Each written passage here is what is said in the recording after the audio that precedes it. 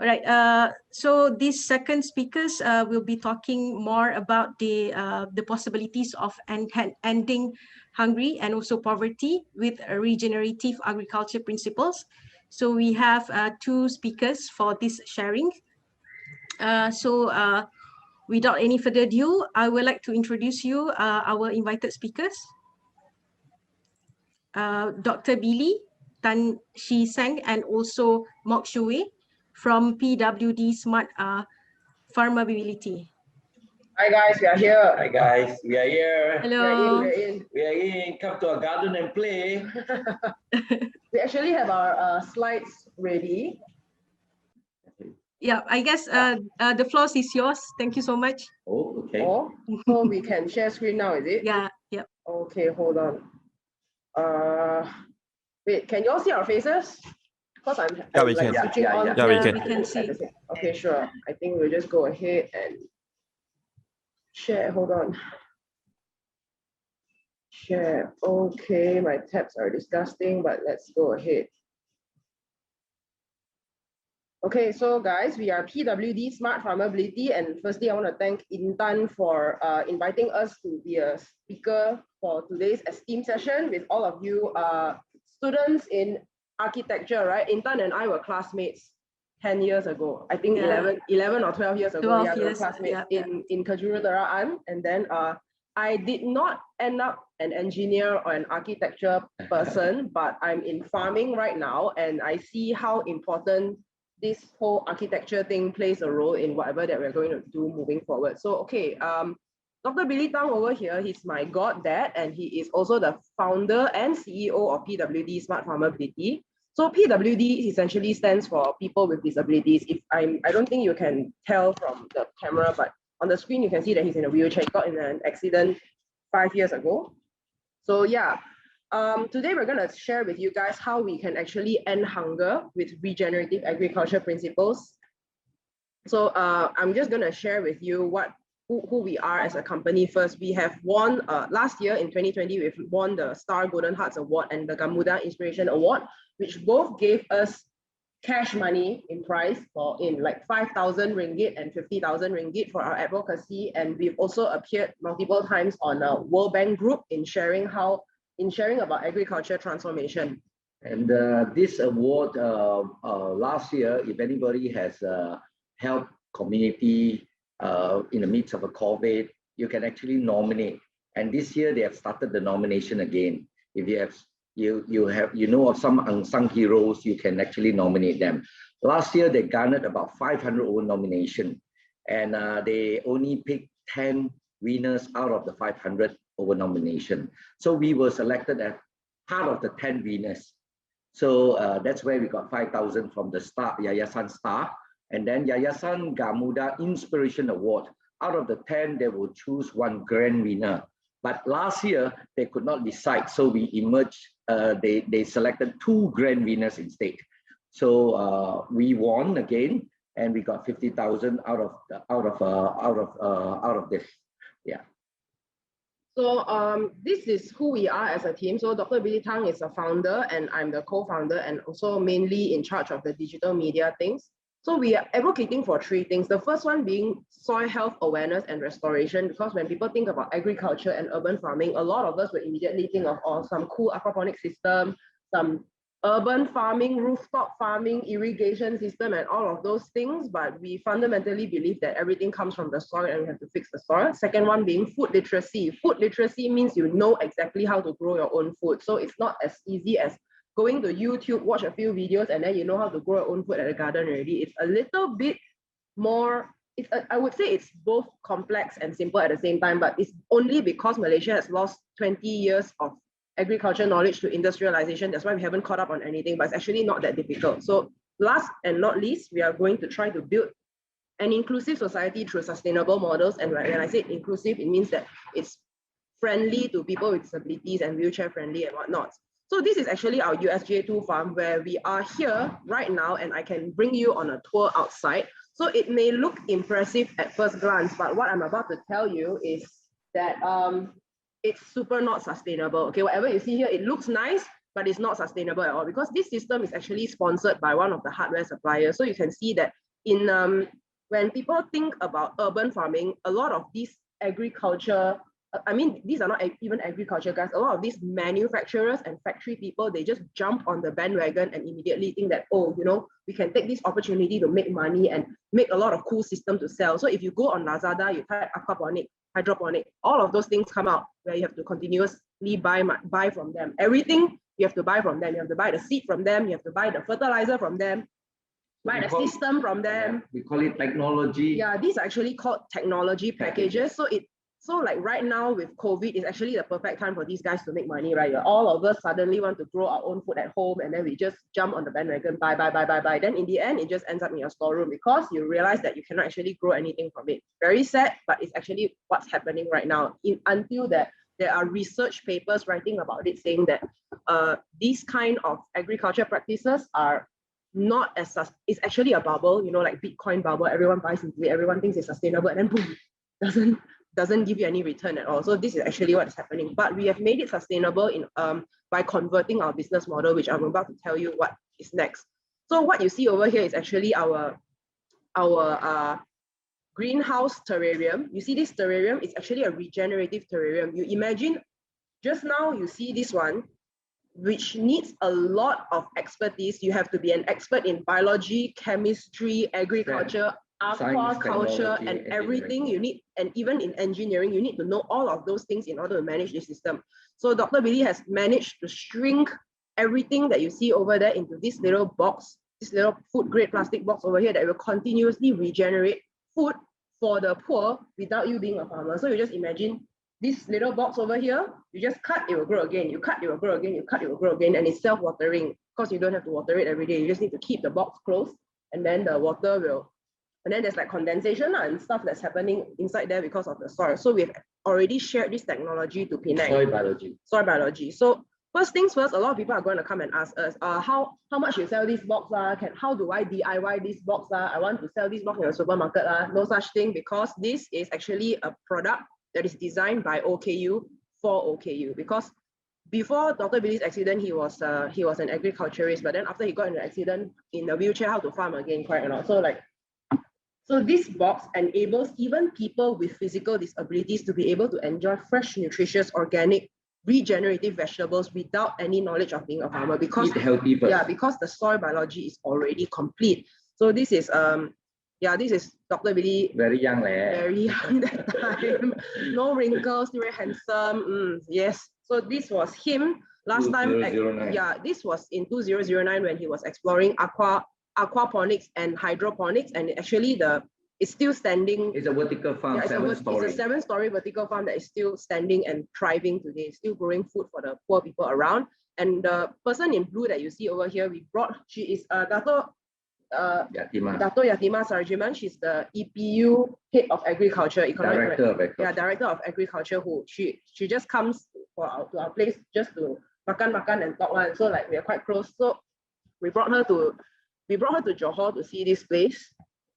And so Dr. Billy's main research is actually in biodiversity restoration. What is biodiversity restoration? You see, when we talk about biodiversity, you think of the tiger, the lion, the tree, the fish, the river, the mountain. You never think about the microbes that are actually inside the soil. So the microbes in the soil are actually the fundamental of all life that's on Earth, right? I'm going to talk about that a little bit more later. So Dr. Billy himself has successfully restored 72 plots of completely eroded land. Like it's an abandoned oil palm land that no one wants to have anything to do with anymore because of all the pesticide and all the fertilizers that's being used that completely obliterated the whole land. So he restored the biodiversity over there. So it became a forest again. And also Dr. Billy's PhD is actually in humanities. So he went to Myanmar to dig 77 wells. And how many are in the government school? 22 are in government schools. Yeah, and 22 are in government schools. Yeah. So basically, why I'm sharing this to you is because we want to show that agriculture has the potential to end hunger if everything is done correctly and it's not being done for the sake of greed or making money, right? So what happened was, you see, after when he went to Myanmar, that everywhere was super poor. They didn't have water, they didn't have food, homeless. So everyone was homeless. So what he did was he dug the wells. So they had access to water. And then after that, they learned how to do irrigation. Then after that, they had piping. So through piping and all of this irrigation thing, they know how to pull water already. So when they know how to pull water already, they could start their own farm. They had agriculture skills. So Dr. Billy brought in all the necessary seeds and taught them how to farm, and from elevate poverty. So from like 5 acres of land become 1,000 acres of land. And there's so many more stories. That's just one of the examples, but I don't want to take all the time just to talk about all these old things. I want to share with you all how you all can use your architecture skills to, you know, end hunger together with agriculturists, correct or not? So after that, he got into an accident, got into an accident already, then in a wheelchair. Then after that, okay, in a wheelchair, so how? Want to do farming again. So he also founded the largest aquaponics R&D farm that was in Semenyih, which is OKU friendly. So this is together with Uncle Jimmy, who's our lead engineer. They designed all of this on their own. This tower is our proprietary. Yeah. Okay, 1 square meter, we are growing 189 plants. Yeah, in aquaponics. So like no use of fertilizer or whatever, right? It's just using the fish and the whole nitrogen cycle.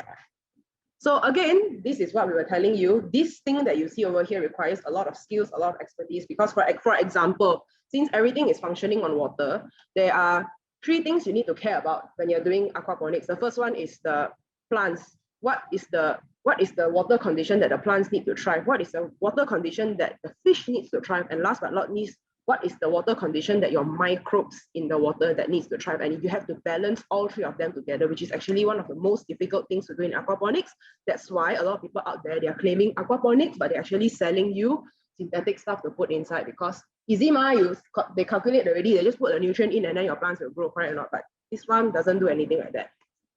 So anyway, with all that said and done, again, so we want to show that we have actually managed to shrink the entire greenhouse in the box and shared the technology to Penang, and it's sitting in the homes of a lot of poor people. Let me see all of these people over here. We have, there's actually like 650 boxes out there already, mostly in the homes of the poor people, because we don't let the rich people come here and say that, oh, I want to buy this box from you, because we don't sell. We don't sell the box, because our advocacy is to end hunger through regenerative agriculture. So this box, people have been eating out of this box longest for 24 months and it's still growing. Imagine no fertilizer, the box can continuously regenerate for 24 months, and it's only 150 ringgit to adopt 1 box for a poor family. And we are very thankful that a lot of large corporations like we have Uniqlo on board, we have Sparks Foundation, we have PPB Group under Corp Foundation who adopted all of these boxes, Kenanga Investors Berhad who jumped on board to adopt these boxes for the poor. And MBS KL alumni, year 83, year 87, so many people have adopted this box for the poor, and we are doing our very, very best to roll out the boxes as fast as possible. So with all that's being said and done, we have old folks home and drug rehab centers that have been eating out of this box for like 8 to 9 to 10 months already, and it's still growing. Just cut and grow again. Orang Asli also 7 months, because July already, right? Yeah. We gave them the box in January. Yeah.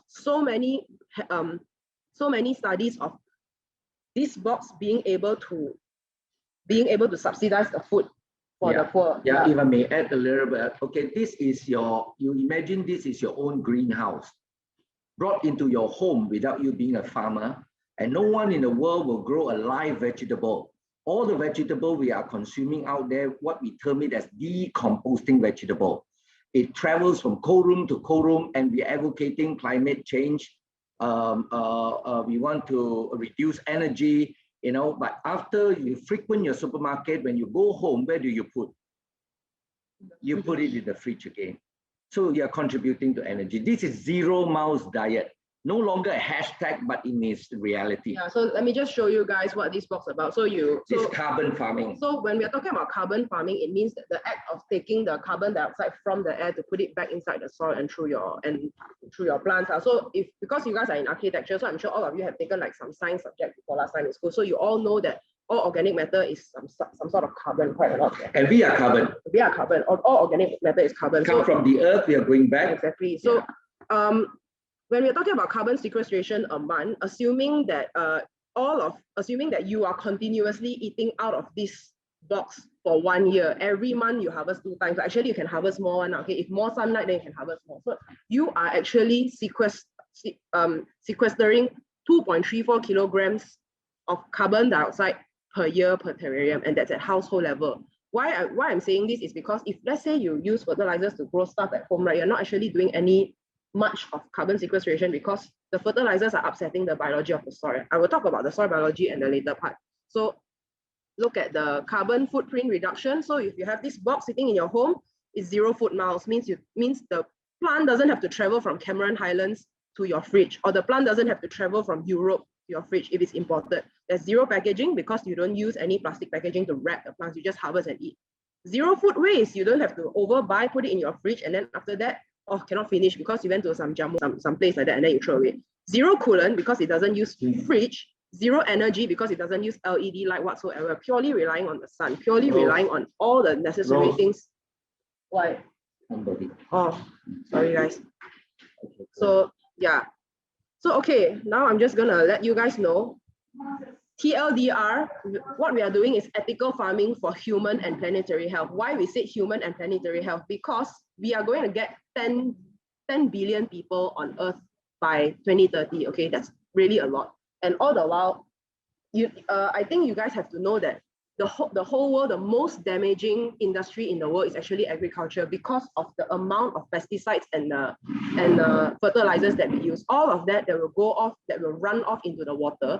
And when it runs off into the waterway, it goes into our sea, our river and everything. And then that's where you see all the news of all the fishes suddenly floating up, and then they are like dying by like the tons, right? Because of hypoxia, all this nitrogen leaching that lead from all of this damaging stuff from agriculture leaches back into the water, stealing all the oxygen away. So, sure, how do we integrate regenerative agriculture practices with architecture and engineering? So first thing, so I'm going to introduce all of these concepts to you guys so that moving forward in your future projects, if you are ever to design something for a farm, please bear all these concepts in mind. So the first one is the soil is alive. Okay, there is so much different microbes that are in the soil that is responsible for plant growth, because you don't bring fertilizers into your tree, into your forest. Okay, you don't bring fertilizers into your forest and you look at the size of the tree that can grow. Okay, it can grow so big and so thick, you can make so many tables out of it. So why are we spending so much money to buy fertilizers just to grow vegetables and at the same time damage our environment? It doesn't make sense, correct or not? Because the fact is, fertilizers kill the soil. You see, our fertilizers are mostly like ammonium fertilizers and nitrate fertilizers, because these are the few things that cause the plant to grow in size, and urea is the thing that causes it to turn green, right? So you buy all of those nitrate fertilizer stuff, you put it in the soil, and the plant only absorbs 15% of it. What is going to happen to the 85% of all of these fertilizer? It's just going to go back into the environment. So it doesn't make any sense because you see 79% of the atmosphere that we are breathing, like you are breathing now, right? It's not 100% oxygen, 79% of it is nitrogen.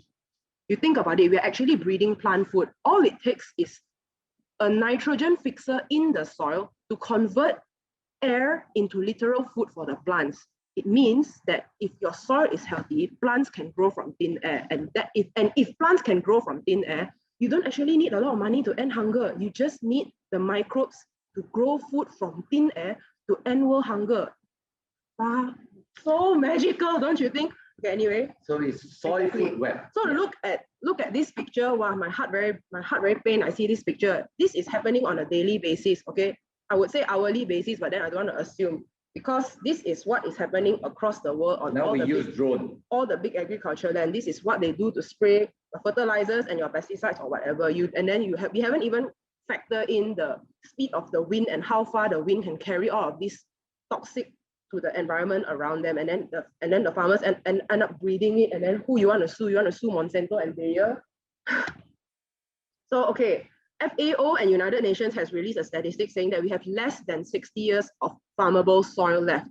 Farmable soil, okay, not farmable land. Less than 60 years of farmable soil left on Earth. So if you were to say anything, farmable soil is going to be as valuable as gold. So this is what you're seeing over here is a large-scale hydroponic farm. Okay, so a lot of people are going to ask, is hydroponic sustainable or not? Now I'm going to tell you, you just need to Google how to make your own AB solution for hydroponics, and then they will come here and then they will list out all the chemicals that you have to do for you. So, and in part of the SOP, you actually have to wear full PPE gear to go and mix all of this.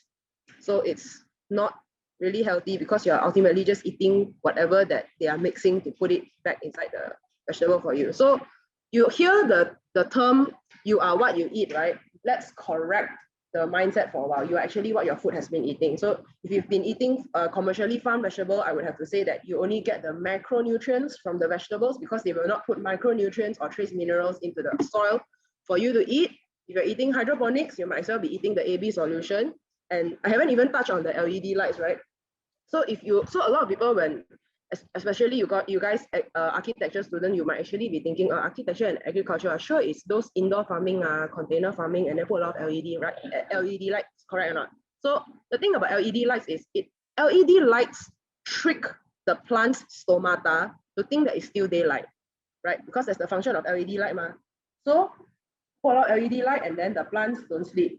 So now to shrink the juvenile period. They shrink the juvenile period. Okay, when I say juvenile period, means we all teenage years. Okay, we all human juvenile period. We call ourselves teenagers. You shrink the teenage years of the plants from 35 days. The vegetable need like 35 to 45 days to grow, but because you want them to grow faster, you put LED lights so they grow faster because they don't sleep, and then shrink it to 16 days. Really 16 days can harvest, with LED light. But the thing is, the plants don't sleep. Now, what happens when the plant is sleeping? When the sleeping period of the plant is very crucial for the plants to convert the nitrate that they absorb from the water and from their roots. It's very important for them to convert the nitrate into amino acids.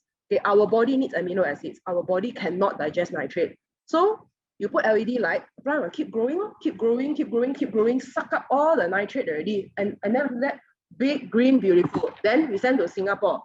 Then Singapore tendang balik. Why? Because too high nitrate. Nitrate too high, they don't want to eat, they don't even let our vegetables go above the permissible level. Yeah, the permissible level is 2.99 ppm. They don't even let our vegetables pass. So how? Tendang balik, sell to where? Sell to your markets or wherever. So in the end, it's our own citizens. No, it's the poor is going to eat it back. Exactly. The poor cannot compete with the rich for better quality food. So we are fighting a health pandemic. So if they don't eat healthy, they're going to choke up the healthcare system and take all the baits. So in a COVID situation, in a pandemic, it doesn't discriminate.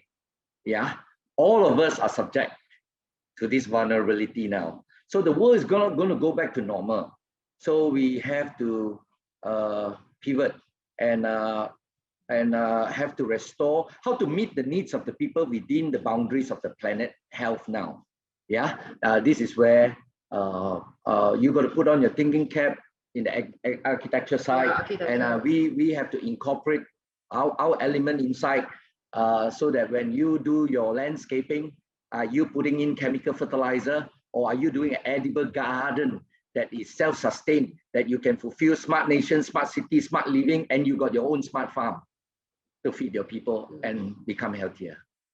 So yeah, last but not least, as I was saying, healthy soil, when you have the sufficient microbes that are in the soil, it can convert whatever that's necessary in the soil and in the air into complete food for your plants, and therefore complete food for your own health, right?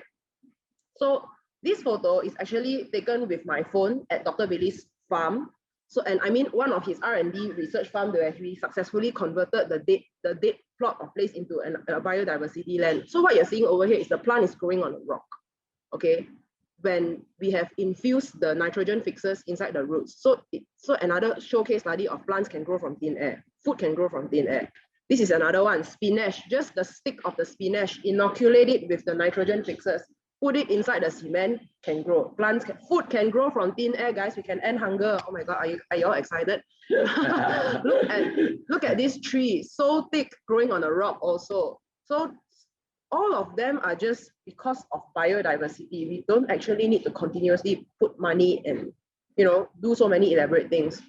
Okay, why I want to show you this picture is because look at these two orang asli women. They're actually 60 and 80 years old, but they are so fit. I mean, look at her forearms. Like, do we even lift? So yeah, they have been foraging as a way of life to get their food from the forest, and that is where they have the complete nutrition and the trace minerals, phytonutrients, and also the micronutrients that the forest can give them because the soil is healthy over there. And yeah, in urban city, where got 60-year-old, 80-year-old so healthy one, right? This is an article from FAO that says that our micronutrient loss in food and vegetable is actually very drastic compared to 60 years ago. The food that we're eating now, might as well we just drink water. Okay, whether you're eating tomato or carrot, or apple or orange, you might as well just be eating water in different shapes and sizes because they are all just grown with the tailored amount of fertilizer to grow that specific fruits. This is what they call precision agriculture, which is not something that we're advocating for. Okay, so with all of those concepts earlier, I want you guys to consider that right now, Malaysia is on the Khatulistiwa. We are right on the equator and we are protected from natural disasters. We are actually the ideal country in the world to produce enough food to not only sustain ourselves, but even to export high quality food to the outside world, because we have 12 hours of sunlight and we have no natural disasters at all. Compared to the Philippines, which has such advanced agriculture knowledge, but they have, every year they got 2 to 4 times flash floods and typhoon. And all the investments that they invest into agriculture or farming or whatever, it will just be wiped out because of natural disasters. In Malaysia, we have the blessing of not needing to worry about that at all. We can continuously grow food, and this is the One Health concept where they integrate everything. They integrate animal health, people's health, and environment's health. It's called the One Health agroecology concept. So now, with whatever that I've shared earlier, when we are talking about the usage of healthy soil, complete elimination of synthetic chemicals, we leverage on maximum sunlight. We don't want to use energy or LED light or whatever, and also the integration of One Health agroecology. How are we going to integrate this together with architecture and engineering? So I just want to show you guys what we are doing here on the big project before I show you guys some inspiration that you can do on the other project. So what we are doing over here is 5 social impact projects within a 1 acre setup. So United Nations has this thing called 17 Sustainable Development Goals, of which this project itself can fulfill 10 of it. So you can see over here, there's a treatment pond. There is a greenhouse where we are going to produce our terrarium for soil awareness. And you can see over here, there's this pond where there's fish down there and there's plants up there. So these are the 5 impacts that we can have. Not really important here, so I'll just touch and go. Okay, basically we are just, everything that you see over here is farming for the poor. And we're going to come out with tilapia ice cream. Yeah, maybe it's another story for another. Yeah. Hipster. Yeah, some hipster thing also going to be championed by OKU. So over here, you are seeing that they are building a lot of these pillars to 10 feet, right? Yeah. Like 10 feet pillars for what purposes? Actually, everything that you're seeing over here is going to be a pond. See, down there is all growing fish. There are 50 fishes per square meter, which is actually 10 times more than the industrial range. 12,000 square feet, yes. We can rear about 100,000 fish. So below is fish, up there is kangkong.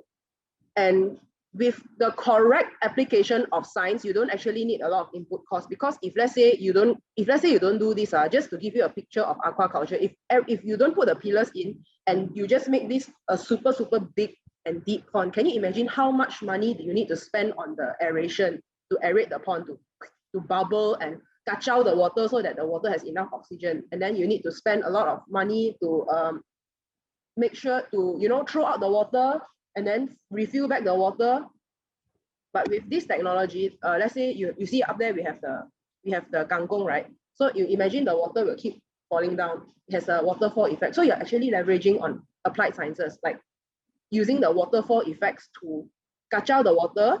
And then at the same time, the plants up there are going to absorb all the ammonia and nitrate that is from the fish waste. So in the end, you don't throw out fish water at all. So it's a symbiotic recycling so system. These are what we are talking about, using applied sciences.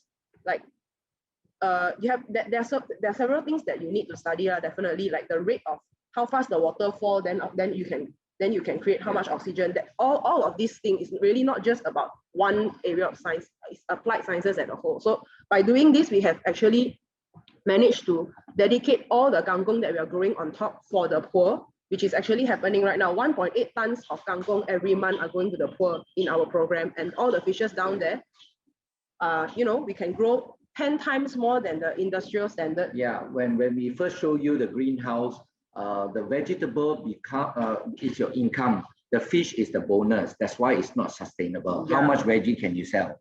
Yeah, and with this pandemic, who want to come to your farm, to risk themselves, and you risk them, So the pandemic, the COVID has not break the system. The COVID has exposed our vulnerability of our supply chain. So if you're economists today, it's a linear economy curve, okay? And you got to drive GDP, through supply and demand. But now the supply chain is halted. So how are we going to bend this linear economy curve into a secular?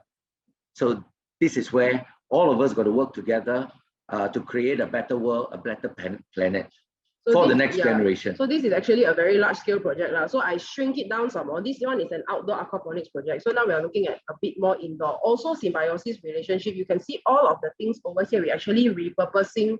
We're actually repurposing junk, okay, to grow the vegetables until like that. You can, repurpose PVC pipes or whatever to grow something like that. You don't actually need to purposely go to Lazada and buy some special plastic mold or whatever, because you just need to understand science a little bit more, and then you can leverage on your knowledge to build something like that. This is actually our partners farm in Penang, which we are the one that design everything and give them the whole SOP of how to manage the farm. So look at all of these plants. They are so beautiful. You can't even see the towers. Yeah, you can't actually see the white plastic towers. You are in the jungle.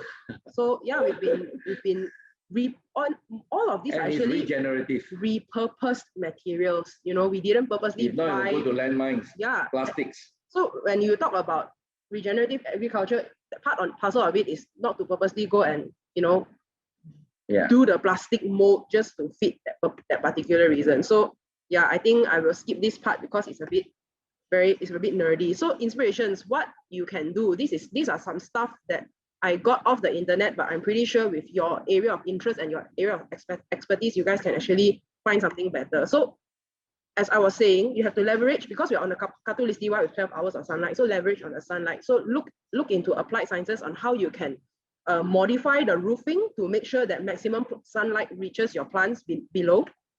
And then this is actually something that I really like. So what I understand in architecture is that you're not just designing one building, you actually have to look at it in a more holistic approach. Like, will this design stick out like a sore thumb? Will this building contribute to anything, to the environment or to the community around it, right? So this picture that you're seeing over here is actually what they did was they took all the coal, the coal from the coal factory, all the coal and the dust and everything, they pile it on over here, and ash is carbon. So they pile it on over here, and then they start growing vegetables and trees on top of it. And by doing that, they are actually trapping the ash, they're trapping the carbon back onto the land to prevent the ashes from escaping into the air to become some air pollutant. So this is actually a very good way of waste control and at the same time growing food for people, because it's just ash. Okay, it's not like pesticides or whatever, it's just ash, it's just carbon. But carbon itself, when it disintegrates into the air, it becomes a pollutant. So over here, you can study different kinds of geometry to maximize the output. And what we're seeing over here is actually pyramid, and pyramid has been time and again proven to be one of the most efficient geometry in terms of growing the type of food. So this is actually just a small scale one, but of course you guys will have the more room of creativity to explore how to integrate all of this geometry, sunlight, and materials, textures, and everything to have the best regenerative agriculture farm or something. So idea 4, since we are talking so much about carbon and everything, carbon capture and everything, please bear in mind that your soil, your healthy soil there needs to be at least 1 feet of healthy soil for carbon sequestration. Carbon sequestration is the act of capturing carbon and putting it back inside the soil. And then, okay, these are stuff that you guys will like, industrial design. Okay, why I want to share this with you is because when it comes to architecture and just farming, it has to look pleasant also. So this one not only looks pleasant, it's also very functional as a design and a living space. And you can see the greenhouse over here. I really like this greenhouse because number one, it's all transparent and it's really leveraging on the sunlight. You don't see any LED lights or whatever. And then you can see just 2 rows of vegetable wall along the entire greenhouse. So I know this is just an artist illustration, but it's actually a very good artist illustration. Why? Because when they do this, you're actually maximizing every plant over there exposure to sunlight, and also all you need is just a very efficient irrigation system to irrigate the water to the plants. And then nutrient system, it could be from the fish, or could be like some microbes that you brew yourself. It could even be efficient microbes, EM. Those are some other agriculture thing, but if we are looking in terms of architecture design, I think this is a very good application of regenerative practices for architecture, and you can grow enough food for the people around you. So another thing you can do is most likely something that you might come across as a final year student in your projects, that's rooftop carbon capture. So a lot, when you think about Singapore, everyone is doing like rooftop carbon capture. Everyone wants to talk about saving space, but then when you save space, please bear in mind to don't put in too much cost to buy your hardware and to buy your fertilizer and all of those, because like I said again and again, those are technology package. Try to think of it from another perspective where you're converting rooftop to capture carbon. Because rooftop, you have maximum sunlight. You don't have to put in a lot of water because which is weight. You can actually understand the structural integrity of the building to make sure that, or if I put in too much water, will it collapse or something like that? There's no risk of that if you're doing rooftop carbon capture, because up there is just soil, right? The soil is going to grow food for your community and also capture the carbon off the atmosphere for you. Rooftop carbon capture, and also this one is a... And you can offset management fee. Yeah lah, offset management fee, and then some more sinking fund, you know, yeah. Just to let you guys know, fun fact, last time before Dr. Billy accident, right, he was a landscape manager, you know, for all of those, you know, green buildings. When you drive past, you see the condo, wow, got a lot of plants, like very nice, but actually they're all spraying chemicals to keep the plants alive, so it's not as green as you think. So when you breathe, you're not even breathing in the microbes, you're breathing in those synthetic stuff. When I say breathe in the microbes, there's actually a study already proven that these microbes can actually elevate depression. Okay, there's an article about it. You guys can go and Google, but you'll not go into that. And then there's another one. Last time he was supposed to sell some plantlets to some highway, and then the highway people is like, okay, don't want to say okay, never mind.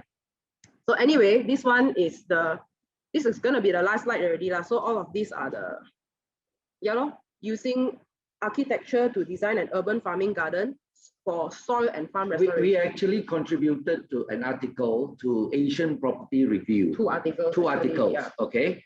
My approach to this is that because I know 50% of our land mass are monocrop. All right. The reason why people go into development because they can not grow any more food. All right. So how do we strike a balance here now? Okay, now is the best chance for a good reset to demonstrate, okay, a development that encompasses all these integrated zero waste and so forth in a development. All right, so we are proposing that the developer probably when you do earthwork that time, you know, team up with us as a social enterprise. We can restore 1/3 of the biodiversity and get ready to plant food as your landscape, you know. So you have edible garden, you have what, by the time your buildings are up and all that, so your residents are wanting to buy that property because they're getting healthier, you know, they're breathing the right air, and they're increasing their T cell killer cell because all the microbes are working there, you know, in the area, you know, and the area when you go back, it brings down the temperature, you know, and a lot of this has to do with nature. If you do it right, okay, you do it right, it stimulates all your 5 senses. Yeah, you know, bamboo and sugarcane actually they have a study that can lower the surrounding temperature by 2 degrees. 1 to 2. 1 to 2 degrees. So like all of these little things that if you are curious about the world around you, you can definitely come up with a very, very good integrated farm that also can protect the planet and also grow healthy food for the people around you. So I think we've shared enough. I'm gonna reserve this part for a Q&A because I think we have just 15 minutes. Oh yeah, lecturer Intan wants us to show a live tour of the farm. I will just a little bit of your farm area. Yeah. Sure. But okay. By the way, stop sharing screen, right? Do I have to stop sharing screen because I'm connected on my mobile phone here. Can you all see my mobile version? We are still seeing your screen sharing. Okay, you know, I'm gonna stop sharing and then I'm gonna try to. I stop sharing. Stop sharing. Okay, what about now? Yes, we can see. Just seeing our faces. Yes. Okay. Yeah. I think it's still Okay, you're moving now. Okay, let's go. Okay, what you're going to behold to see is that we decentralize. Now, because of COVID, everything have to decentralize. So this is a double-story house that we turn it into a farmhouse. All right. And we just harvested our kangkung, organic kangkung today. And all this will go to empower the poor to eat healthy first. You can see our terrarium production.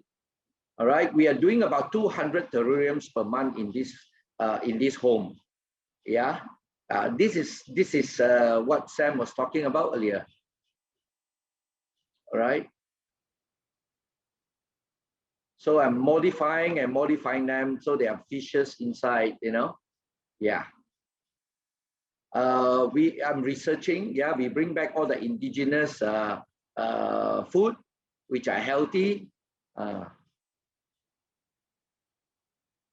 Yeah, the role, this one is a plant-based omega, which just now we were talking about. We are what our food has been eating. So we are feeding our fish. Our fish is vegan, you know. So we are feeding them with our omega leaves, you know. Yeah. So we are going to eat them back. So we have to feed them healthy.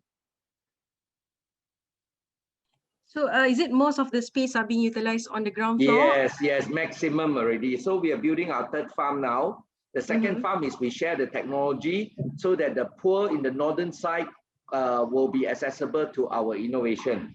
All right. So that by sharing that to the northern region, okay, it's witnessed by the TYT governor of Penang, and we will sign a non-disclosure agreement, and they will produce 6,000 terrariums for the poor in the northern region. So now we are starting another farm because we are social enterprise approved by MAGIC. Originally was under MOSTI, now it's under MEDAC. MEDAC is Kementerian Keusahawan dan Koperasi. All right. So being a social enterprise accredited, we are entitled for matching grant. The Prime Minister announced a 10 million matching grant, meaning to say we are not NGO, okay? We are social enterprise. The difference is that social enterprise, you run the company like a Sendirian Berhad, like a limited company, but your accounts will be scrutinized. All right, that after the audit, 35 to 51% of your net profit must plow back into community work or environmental. All right, so the 17 SDG comes into play. So this is where social enterprise is very interesting, because now Bursa Malaysia, they have this new term, no longer CSR, they call it ESG. ESG meaning economic, sustainability, and governance. So their audit must demonstrate that they have contributed to ESG. So they need a social element to bend the linear economy into a circular. So this is where we are offering ourselves. Yeah, I think we have one question from Arian. So basically the question is, how do you control the smell of the compost, and also through space planning or plant? Okay, the composting is not done here.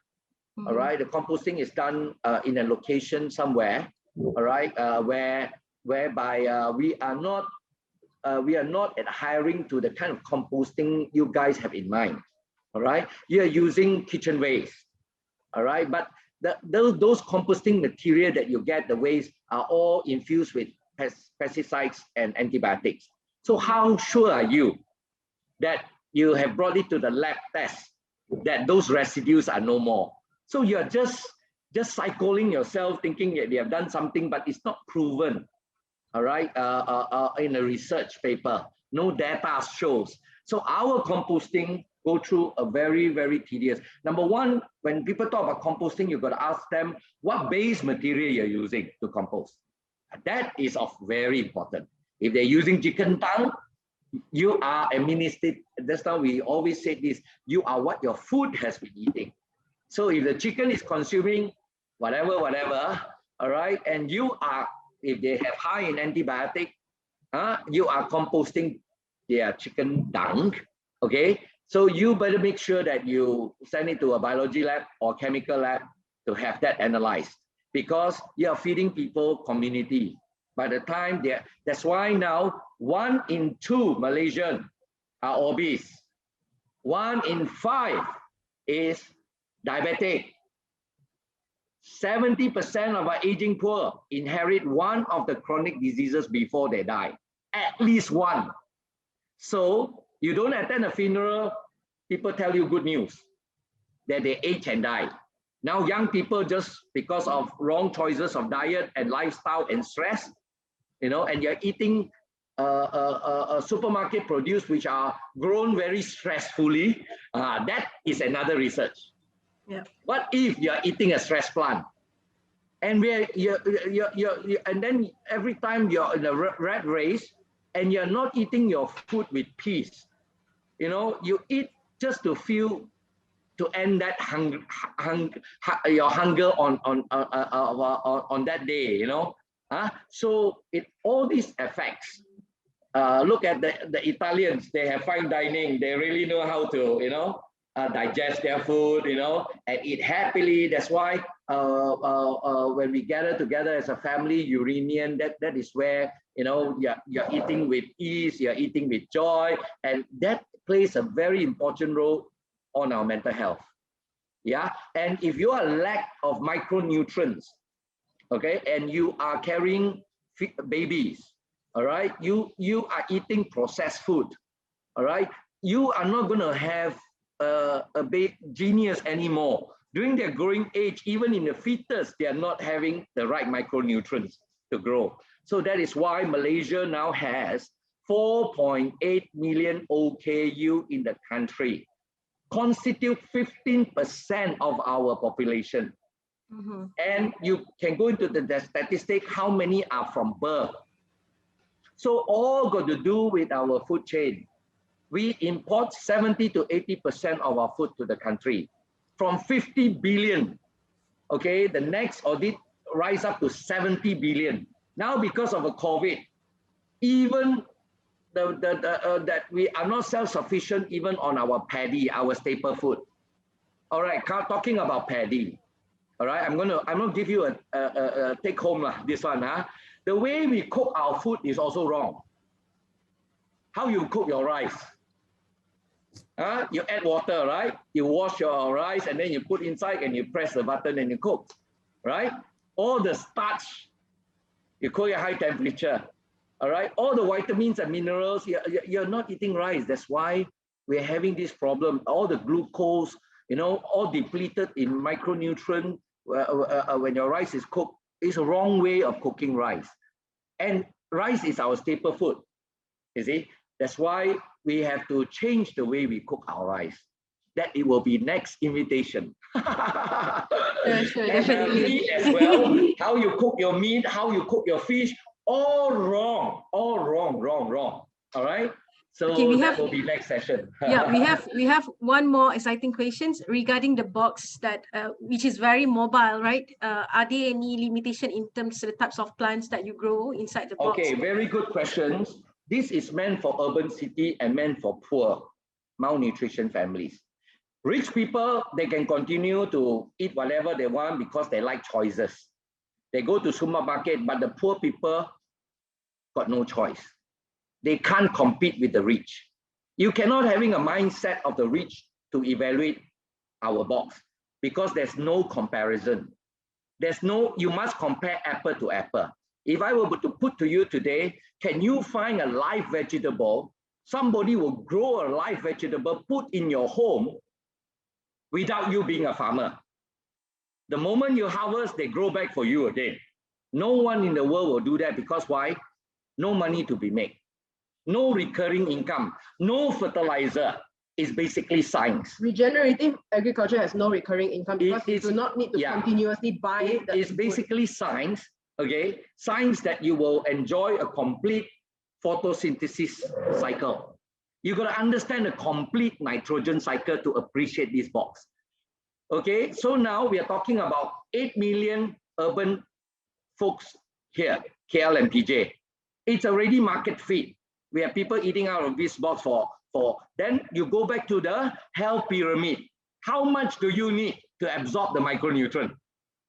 It's only 2 to 5 cup servings, all right, or 40 grams. Yeah, so this is why we are eating so much, because the food we are eating are high in sugar and salt that you keep eating. So if you eat rightly, you actually eat less and you're getting healthier. And you're getting all the micronutrients. So we have 5 varieties. We are looking at 1% market fit where we are pitching to the beachhead market now. All right, 1% of 8 million is 80,000 box, right? So we need 80,000 homes amortized over 5 years. Why do we want to do that? We want to demonstrate carbon sequestration. When we say 2.34 kilogram per box per year, you've got to times by 80,000 box. Is a Nobel Prize. We're going to launch a label called My Carbon Farm. Even in this difficulty, the poor having my box, they are helping the environment by secreting carbon. This is the awareness box we are bringing to people, that a household talking piece at home, that your children will know their food comes from soil, healthy soil, and there are microorganisms beneath our feet that's going to heal us back, because we are created from the earth. We go back to the earth. There are things under the earth that we are killing it so that everything die. Your lalang will die, your wheat will die, everything will die beneath the ground, and your jagung won't die. So this is the capitalism, all right, of monocropping, commercial farming of monocrop. So now United Nations and FAO has declared this decade is a decade of ecosystem restoration. So your architecture, you have to pivot so that you will carry this kind of element. Okay, an ecosystem restoration of a development, a holistic, incorporating your food chain. All right, that smart nation, smart city, smart living, and is zero miles diet. And all your buyers in your building or whatever will eat back from the same place, and then you can, yeah, create a community that's healthy, supporting an ecosystem, and the money is not going out. How are you going to solve the national debt of 1 trillion if you're importing 70–80%? Yeah, so you need local innovation now. Buy local, eat local, so that the money don't go out. For 150 ringgit, people eat out of 1 year, the money didn't go out. So nobody is paying my innovation. Nobody is even paying my royalty. If I do that to sell it to a capitalist, all right, and I retire with millions with this already market fit model, all right, the poor will not be accessible to the food. Okay, now you are encroaching to urban farming. The urban farming, similarly, you are helping the urban poor, PPR flats or whatnot. No. But you are taking on, you're not teaching them to grow their own food. You are inheriting technology packages where there's so much input cost. You think the poor can be access to your food after your farm in the urban city is thriving? I put it to you today. So if they are still not inaccessible, you did not do justice. You have taken their space. All right, I rest my case. And one of our students, it's really keen to your sharing, because he's saying that, do you accept any volunteers for your programs, locals or international students, because they are really keen about this topic. Okay, to answer to that, we actually had a university collaboration. We are waiting to sign it virtually. Okay, virtually, that I want to bring this ultimately. I want to bring this to academic grassroots, add value to education, bring back the food literacy back to household level. How many can do up to household level? We are doing that. All right, and then discover the phenomenon of science-based. All right, so if you disturb nature, you got to pay back. If you enjoy nature, understand the principle of nature, you will have a vegetable nutrient dense that you need it for your immune health. And it's free. It's free if you know nature. All right, just be patient. Okay. Yes. Okay. Right now, because of COVID, we have to adhere to the SOP. As a volunteer, definitely we want more volunteers. Okay, volunteers, they are on the same page with us. We have developed many volunteers already, and they're so excited by the way, our box, when you graduate in 3 months, we'll give you a certificate of participation with a university logo attached to it. And after this signing, we will bring in the 3rd year student, we will give them a thesis to do. And we will be joint journal so that we also get our PhD. That's really exciting. Okay, thank you so much to Dr. Billy. Thank you so much to Mok Shue. It is very interesting and very inspiring sharings. It's a very good sharings. I think all of us feels like it is still morning because we learn something fresh. We see greens. We enjoy seeing all of these greens, and I hope students could really enjoy about these sharing sessions. And I hope students could fill up the survey forms that we have put up the survey form. Please fill up the survey forms. We want to know your feedback about our sharings for today. Thank you so much. I think go to our Facebook, go to our YouTube. PWD Smart Farmability.